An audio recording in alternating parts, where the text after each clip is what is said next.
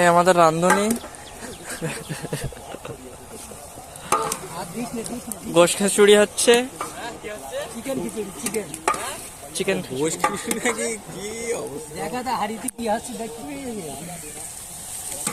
এই আর এইদিকে গোশ পরে দেখো খুলে, এখন দেখো লোভ লাগবে তাহলে।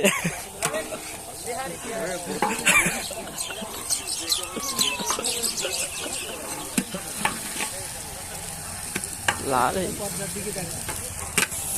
এই খেলা হচ্ছে।